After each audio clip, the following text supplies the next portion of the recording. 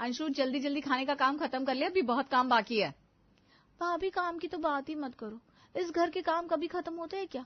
बाकी के घरों में 3 वक्त का खाना बनता है और हमारे यहाँ तो जैसे इस रसोई में कभी चूल्हा ठंडा ही नहीं होता। कभी माँ जी को चाय चाहिए, कभी ननद रानी को कॉफी, किसी को नाश्ता, किसी को पकौड़े। ये मुझे घर कम और टीटो का ढाबा ज्यादा लगता है। अरे यार अंशु, तू तो आजकल के जमाने की लड़की है। मैंने सुना है आजकल की नए जमाने की लड़कियों को हर काम को चुटकियों में निपटाने के हैक्स पता होते हैं। तो भाई कोई हैक लगाना, हमारी जिंदगी भी थोड़ी आसान हो जाए। वरना कहीं ऐसा ना हो कि इस रसोई में खड़े होकर तरह तरह का खाना बनाते बनाते हम दोनों बूढ़े हो जाए। देखो भाभी, मुझे खाना बनाने से कोई तकलीफ नहीं है। ठीक है, परिवार के लोग खाना तो खाएंगे ही ना, 3 वक्त का खाना तो मैं भी बनाने के लिए तैयार हूँ। लेकिन ये जो वक्त बेवक्त की फिजूल फरमाइश चलती रहती है ना हमारे घर में, सबसे ज्यादा तकलीफ मुझे उससे है। और ये माँ जी का हर समय कुछ स्पेशल खाने की डिमांड करना, उससे मुझे इतनी सख्त चिढ़ है, मैं क्या बताऊं आपको।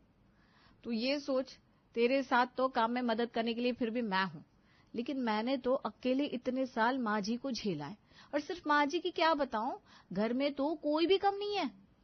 दोनों बहू आपस में बात कर ही रही थी, तभी ननद सुशीला घर के अंदर आती है। अरे सुशीला, तुम्हारा कॉलेज तो 4 बजे खत्म हो जाता है ना, अभी तो 7:30 बज रहे हैं, तुम अब घर में घुस रही हो, कहाँ थी इतनी देर तक? भाभी वो क्या है ना, एग्जाम बस आने वाले हैं तो कॉलेज में एक्स्ट्रा क्लासेस स्टार्ट हो गए हैं, और फिर एक्स्ट्रा क्लासेस करने के बाद एक्स्ट्रा भूख भी तो लगती है ना। इस भूख को मिटाने के लिए हम लोग राज कैफे में चले गए थे। इनका सही है भाई, ना किसी से पूछना है ना किसी को बताना है, जब मन किया घूमने निकल पड़ो। एक हम है, चाहे बाहर जाने की जितनी भी इच्छा हो, लेकिन ये घर के काम घर से बाहर जाने ही नहीं देते। अच्छा, अब आई गई हो तो कुछ खाने के लिए बना दो, चाय पियोगी? अरे भाभी, मुझे नहीं पीनी आपकी चाय और बोरिंग पोहा। आज मैं जो खाकर आई हूँ ना, उसके स्वाद का तो अंदाजा भी नहीं लगा सकते आप। अरे ननद रानी, ऐसा क्या खाकर आ गई आप जो हमारे हाथ की चाय और पोहे फीके नजर आ रहे हैं आपको? भाभी मेरी बात मानिए, ननद रानी से कुछ भी बनवा कर देख ली, जब खुद मेहनत करके बनाएंगी ना तो स्वाद चोखा नजर आने लगेगा। अब बना बनाया मिल रहा है तो फीका तो लगेगा ही। भाभी, आप छोटी छोटी बातों को अपनी ईगो से क्यों ले जाकर जोड़ लेती हो? जो सच बात है तो वो है, कहाँ आपके हाथ के पोहे एकदम फीके फीके, कहाँ नाथुराम के चटपटे गोलगप्पे, खाते ही मुंह में पानी आ जाता है। एक एक गोलगप्पा ऐसा लगता है गोलगप्पे के पानी से नहीं, रस से भरकर खिला रहा है वो। तीखा, चटपटा, खट्टा, हर स्वाद का एकदम परफेक्ट कॉम्बिनेशन है नाथुराम के गोलगप्पे। अब आप ही बताओ, क्या आप मुकाबला कर सकते हो उसके हाथ के गोलगप्पे का? ये गंदगी से भरे हुए गोलगप्पे खाकर हमारी ननद रानी खुशी से फूल ही नहीं समा रही। अरे कभी सोचा है आपने, जिन हाथों को पानी में डुबा डुबा के वो आपको गोलगप्पे खिलाता है, दिन भर में कितनी बार धोता होगा उन हाथों को? एक बार भी नहीं। और उन्हीं गंदे हाथों से गोलगप्पे खाकर आप अपनी उंगलियां चाट रहे हैं।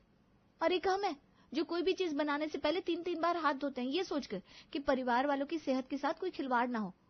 और आप लोगों का क्या है, हमेशा बाहर के खाने के गुणगान गाते रहते हो। घर में खाना बनाने वाली दोनों भाभियां कितनी मेहनत करती है, उसका कोई वैल्यू ही नहीं है। दोनों बहुओं का मन ननद की बातें सुनकर बहुत खराब हो गया था।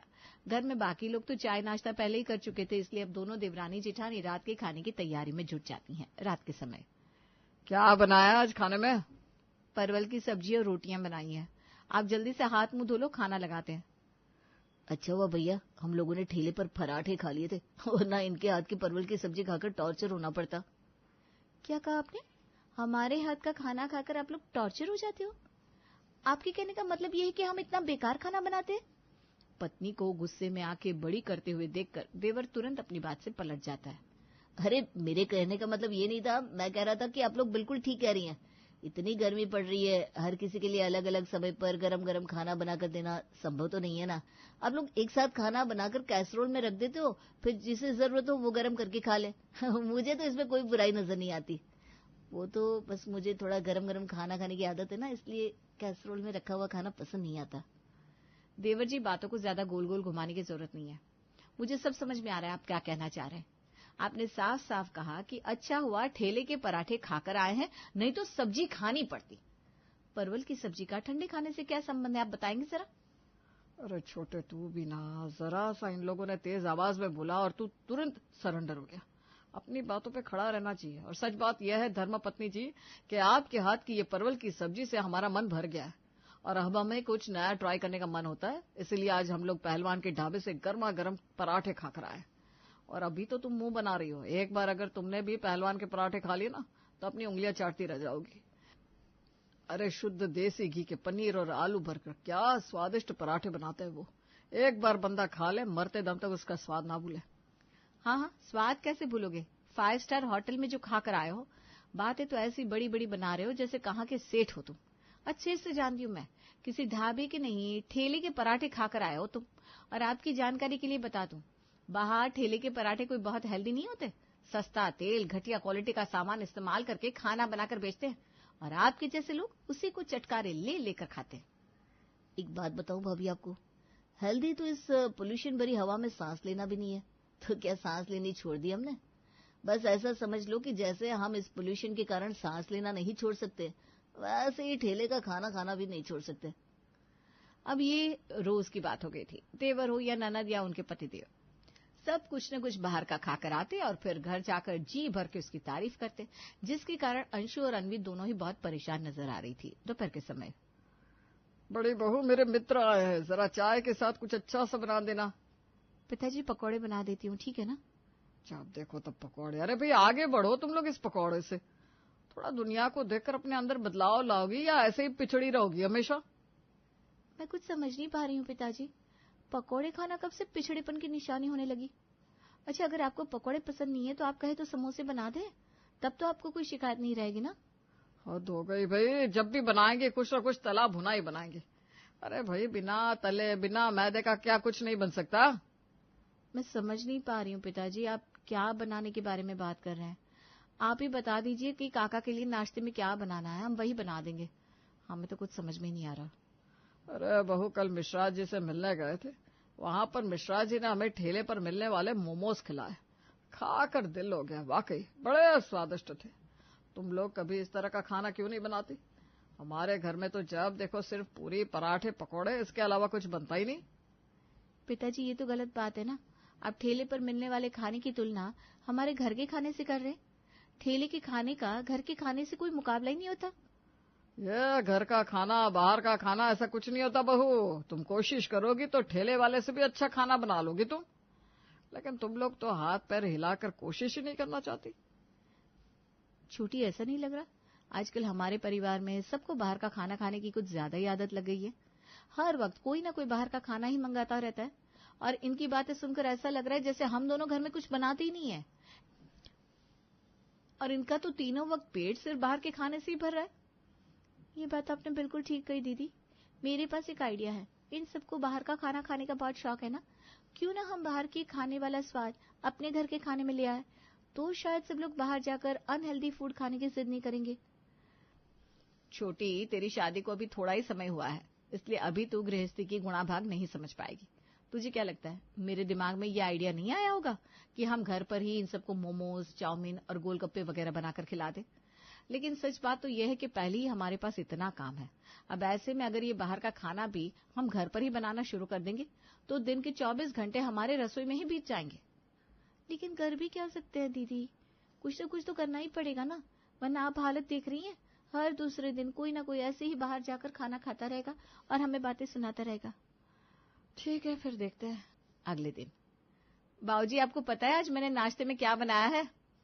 और क्या बनाया होगा बड़ी बहू तुमने नाश्ते में? वही प्याज के पकोड़े, इसके अलावा तुम लोगों को कुछ आता है क्या? बाबूजी, माना कि हमें ये बाहर ठेलों पर मिलने वाली चीजें बनानी नहीं आती, लेकिन हम लोगों ने सोचा है कि जब हमारे पूरे परिवार को ठेले का खाना ही पसंद आ रहा है तो क्यों ना हम भी घर में वही सब बनाने की कोशिश करें। इसलिए मैंने और जेठानी जी ने आज घर पर मोमोज बनाए हैं। ये लो सत्यानाश, इस घर में तो उल्टी ही गंगा बह रही है। पहले ही बच्चों के इस मोमोज खाने से मैं बहुत परेशान थी और अब तुम दोनों ने ये सब उल्टा सीधा घर में ही बनाना शुरू कर दिया। माँ जी, आप बिल्कुल भी टेंशन मत लीजिए, मैं समझ रही हूँ आपकी बात भी अपनी जगह बिल्कुल सही है। बाहर ठेले पर मिलने वाली खाने की चीजें बहुत अनहेल्दी होती हैं और इसी वजह से हम लोग भी पहले ये सब चीज घर में बनाने के पक्ष में नहीं थे। लेकिन फिर हमने सोचा कि क्यों ना हम कुछ ऐसा करें कि परिवार में सबको स्वाद भी मिल जाए और सेहत भी खराब ना हो। इसीलिए हम दोनों ने ये मोमोज मैदे के नहीं बल्कि चावल के आटे और गेहूं के आटे को मिलाकर बनाया है। और इसके अंदर जो स्टफिंग है ना, उसमें भी सिर्फ पत्ता गोभी नहीं है, थोड़ा सा पनीर भी फ्राई करके डाला है। बाकी कोई हैवी मसाला इस्तेमाल नहीं किया जो नुकसान पहुंचाए। और ये मोमोज की तीखी लाल चटनी, इसमें तो दुनिया भर के मसाले डाले होंगे ना, ये कौन सा सेहत के लिए बहुत अच्छी होती है? नहीं माँ जी, ये कोई लाल मिर्च पीस कर बनाई हुई चटनी नहीं है। ये तो नॉर्मल हरे धनिया की चटनी है। बस इसका रंग लाल करने के लिए मैंने इसके अंदर थोड़ा सा खाने वाला रंग मिला दिया है। आप बिल्कुल भी फिक्र मत करिए माँ जी, ये मोमोज पेट भर कर खाइए। हम दोनों की गारंटी है, किसी का कोई नुकसान नहीं होगा। सबको स्वाद भी भरपूर मिलेगा और सेहत वो भी एकदम चकाचक रहेगी। बहू की बात सुनकर सास हैरान रह जाती है। मैंने तो कभी सोचा ही नहीं था कि ये मोमोज जैसी चीज को तुम दोनों इतना स्वादिष्ट और हेल्दी बना सकती हो। ठीक है, फिर आज ऐसा करो, ढेर सारे मोमोज बना लो और सबसे पहले अपने ससुर को खाने के लिए दो। आजकल ये बूढ़ा बाहर का खाना खाने को बहुत मचलते रहते हैं। घर में गर्मा गर्म ताजा मोमोज बने हैं, ये सुनकर पूरे परिवार के मुंह में पानी आ गया था। दोनों बहू जल्दी जल्दी मोमोज बनाकर डाइनिंग टेबल पर परोसती जा रही थी और पूरा परिवार चटनी लगाकर उंगलियां चाट चाट कर खा रहा था। कुछ देर बाद, अरे बाबा, ये मोमोज खाने के चक्कर में मैं तो तुम्हें बताना ही भूल गई। तुम्हारी बुआ जी आ रही है आज लंच पर। क्या बना रही हो तुम लोग खाने के लिए? 1 घंटे में जिज्जी आती होंगी। अरे माँ जी, ये मोमोज बनाने के चक्कर में तो कई घंटे लग गए। अब लंच बनाने का समय कहाँ बचा है। ऊपर से पूरी रसोई में बर्तनों का ढेर लगा पड़ा है और रसोई भी बुरी तरह से अस्त व्यस्त हो गई। ये सो अलग, बर्तन धोते किचन को समेटने में ही हमें अच्छा खासा वक्त लग जाएगा। लंच अब आपको 4 बजे से पहले मिलने से रहा। अरे छोटी, क्यों चिंता करती है? मेरे पास एक आइडिया है। देखो, सबने भरपेट मोमोज तो खा लिए हैं। अभी ऐसा करते हैं, बुआ जी के लिए लंच में ना ठेले के बढ़िया से पराठे मंगवा देते हैं। वैसे भी हमारे घर में तो सब लोग ठेले के पराठों की तारीफ करते नहीं थकते। अब मोमोज घर के खा लिए हैं तो ठेले के पराठे भी हो जाए। क्या कहती हो? अच्छा ठीक है, मैं अभी तुम्हारे बाबूजी से कहकर ठेले के गर्मा गर्म आलू के पराठे मंगवा देती हूँ। वैसे भी तुम्हारी बुआ को पूरी पराठे खाने का बड़ा ही शौक है, खुश हो जाएंगी। और उन्हें कौन सा पता लगने वाला है कि हमने ठेले से मंगवाए या घर में बनाए हैं। ठीक है बहू, तुम दोनों अपना काम निपटा लो, लंच का काम हो जाएगा। रसोई में आकर, भाभी आपने माँ जी से झूठ क्यों बोला कि रसोई में बर्तनों का पहाड़ खड़ा है? मेरी आदत है, मैं रसोई में साथ साथ काम खत्म करती जाती हूँ। अरे छोटी, रसोई में खड़े खड़े मेरी तो कमर टूट गई है। अब कम से कम लंच में तो थोड़ा आराम मिले हमें। घर वालों के तानों से बचने के लिए दोनों बहुएं अब लगभग हर रोज घर पर ही ठेले जैसे चाउमीन, गोलगप्पे, वेज रोल, कभी मोमोज बनाना शुरू कर देती हैं, जिसे खाकर सभी वाह वाह कर उठते हैं। लेकिन ये सब चटर पटर खाने में एक और चीज होनी शुरू हो गई थी, और वो ये कि अब लगभग हर दूसरे दिन लंच या डिनर के लिए ठेले के पराठे आने शुरू हो गए थे। मम्मा, मेरे स्कूल बस के आने का टाइम हो रहा है, जल्दी से टिफिन दो। बेटा, तुम्हारा टिफिन तो बन नहीं पाया। ऐसा करो, ये लो पैसे। लंच टाइम में ना तुम्हारे स्कूल के गेट के बाहर पराठे के ठेले वाला आता है ना, उसी से लेकर पराठे खा लेना। और जब तुम लौट कर आओगे ना तो मम्मी तुम्हारे लिए आज स्पेशल वेज चाउमीन बनाने वाली है। ठीक है मम्मा। चिंटू पैसे लेकर स्कूल चला गया। 4th पीरियड में टीचर ने कहा, ओके स्टूडेंट, आज लंच टाइम में मैं आप सबको एनुअल फंक्शन की तैयारी के लिए ऑडिटोरियम में ले जाने वाली हूँ। इसलिए आप सब लोग आज अपना लंच फिनिश कर लो फटाफट, वरना फिर बाद में टाइम नहीं मिलेगा। टीचर के कहने पर बाकी बच्चे अपना अपना टिफिन बॉक्स निकालकर लंच करने लगते हैं, लेकिन चिंटू वो तो घर से लंच लाया ही नहीं था। बेटा क्या बात है, तुम टिफिन लेकर नहीं आए हो क्या आज? मम्मा ने पैसे दिए थे और कहा था लंच टाइम में जो स्कूल के गेट के बाहर ठेले वाले अंकल हैं उनसे लेकर पराठे खा लूं। अभी 3 दिन पहले भी तुम स्कूल के गेट पर खड़े होकर ठेले के पराठे खा रहे थे।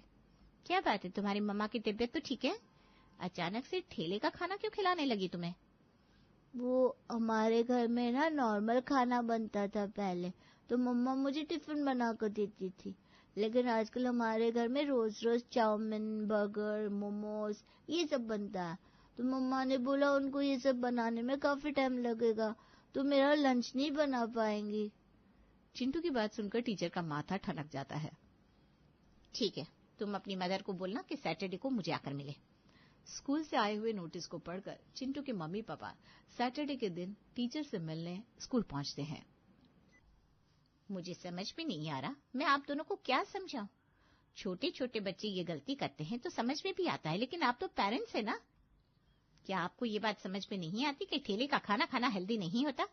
पहली बात तो रोज रोज पूरी या पराठा खाना हेल्दी नहीं है, और ठीक है अगर आपको खिलाना भी है तो कम से कम घर का बना हुआ तो खिलाइए। आप इतने लापरवाह कैसे हो सकते हैं कि रोज रोज चिंटू को ठेले पर पराठे खाने के लिए बोल देते हैं? और सिर्फ ठेले के पराठे नहीं, उसके अलावा भी चिंटू ने बताया कि आपके घर में रोज डिनर या लंच के लिए जंक फूड ही बनता है। आपको समझ में भी आ रहा है आप बच्चों की लाइफ के साथ कितना बड़ा खिलवाड़ कर रही हैं? टीचर की बात सुनकर चिंटू के मम्मी पापा गर्दन झुकाकर बैठ जाते हैं।